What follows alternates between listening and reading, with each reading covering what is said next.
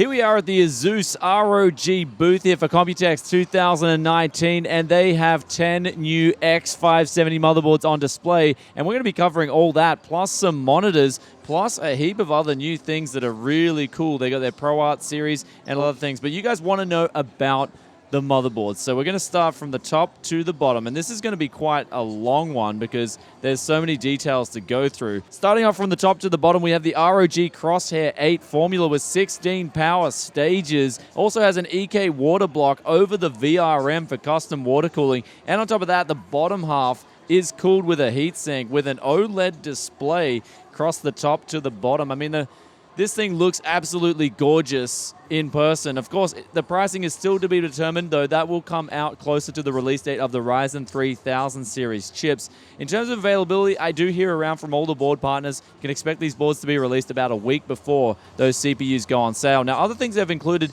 is 5G Equatia LAN on this board, as well as all-metal shielding in all the 8-pin areas. This is across all the X570 boards, and you get Wi-Fi 6 included and an integrated I/O shield. Now, only 2 of the models don't have integrated I/O shields. I will point them out as we go along. But moving beside that is the Crosshair ROG VIII Hero with 2.5G Realtek. So they're stepping it down from 5G to 2.5G. It's also got Wi-Fi 6 and the same VRM with 16 power stages, which also on this VRM phase features no driver separated from the MOSFET. The driver is actually in the MOSFET, which makes for better efficiency and lower latency. They also got for M.2 drive support, PCIe 4x4. You get 2 of those on pretty much every single board here throughout the lineup, except the ITX versions. Now, for you mini-ITX lovers out there, they've got the X570 Gaming. This features 10 power stages, Wi-Fi 6. However, in this case, you will need to mount the I/O shield. That will come included, but the design does look pretty cool. They're featuring mesh over this little mini-ITX solution,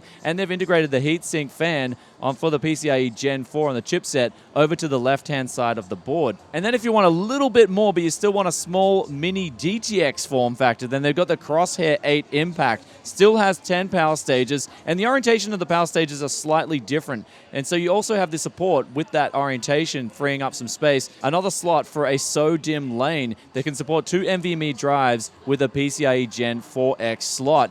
Now, also on this board, they have a separate section for the audio, which features the Supreme FX S1220. I have tested the FX audio on the motherboards in the past, and it is really good. But on top of that, you are getting the feature set for the USB Type-C out to go to your front panel. Now, moving down through the ROG X570 boards, we have the E-Gaming. This features AX6 Wi-Fi, 2.5 gig NIC, as well as 16 power stages. It takes away the OLED, but also does include some RGB display still included for the bling. Now, the memory does have 1 phase, and this is an important difference between these ROG boards and also the top-tier ROG boards, is that they have 2 phases supporting for the memory. But again, still able to absolutely be fine for enthusiast overclockers on air and water.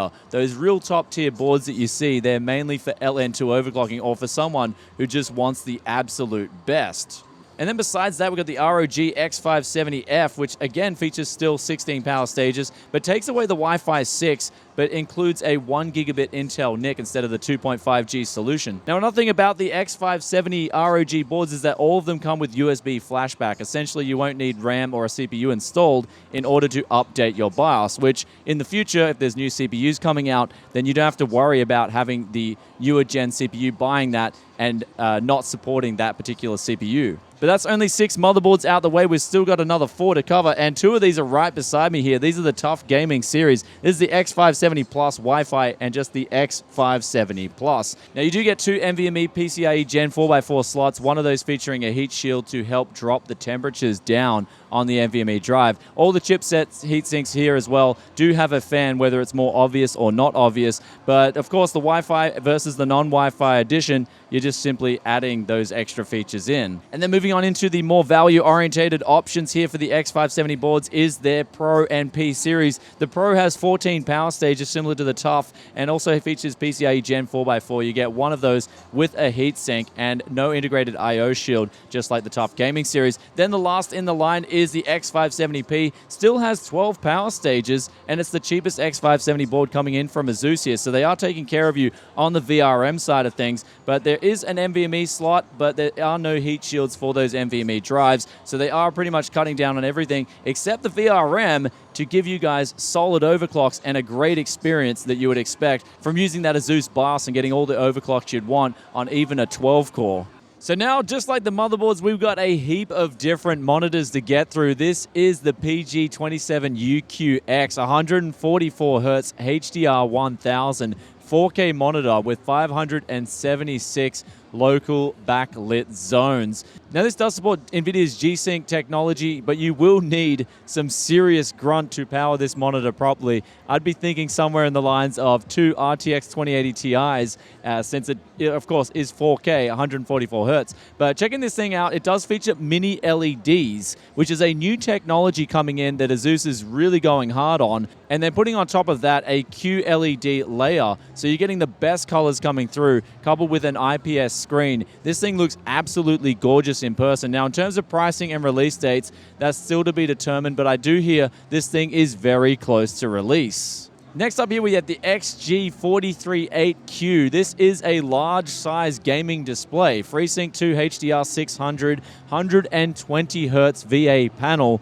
And of course, it's 43 inches big, so you will need a lot of grunt, just like the monitor behind me, to power this thing if you want to get it. It is slated for a Q3 release. The pricing is still to be determined, though I hear it's not going to come in that too expensive. Like, you can expect to see this thing probably under $1,500.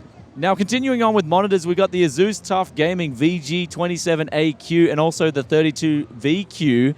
Both of these feature really high refresh rates, the 32-inch having 144 Hz VA panel. Now, they've got ELMB with FreeSync enabled at the same time, which is pretty much a first for the monitor industry. That means you can change refresh rates, but still have that ultra-low motion blur with the backlight flicking through. Now, this extends to the same 27-inch model, except that's got a 155 Hz IPS panel. So a little bit smaller, but in my opinion, does look a little bit better than the 32-inch. In terms of release dates and pricing, the pricing's still TBD, but the release dates are very close, so you can expect that out next month sometime. Now, last up in the line of monitors is their flagships, essentially, which don't have a whole lot to do with gaming. This is the ProArt Series. And in particular, we're talking about the PA32UCX, which has Thunderbolt support, 1200 nits of CCD brightness, 10-bit HDR 4K IPS, and 100%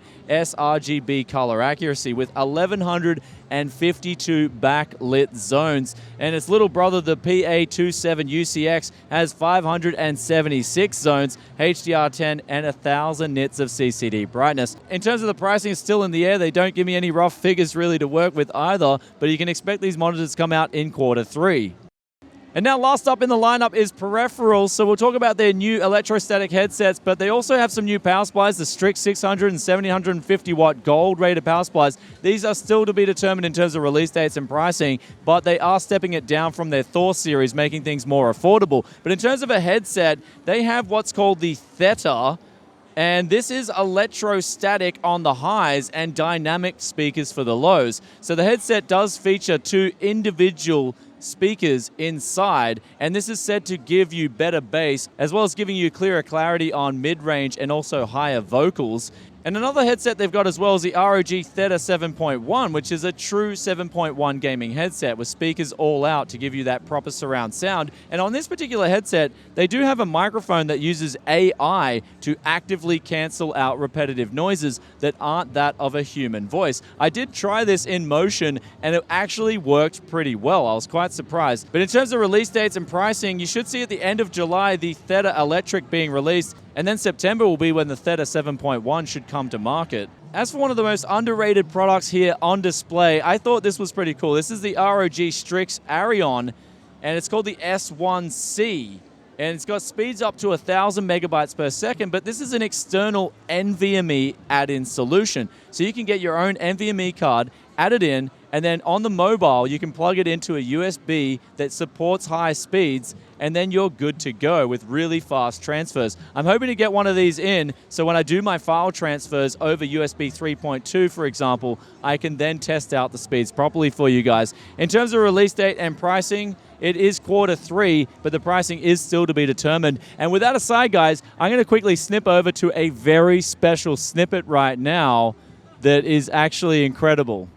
Before we close out this video, however, there is something that I have been privileged to see, and I never even knew it existed. This is the only prototype in existence. This is a GTX 780 Ti Mars, and this was so close to...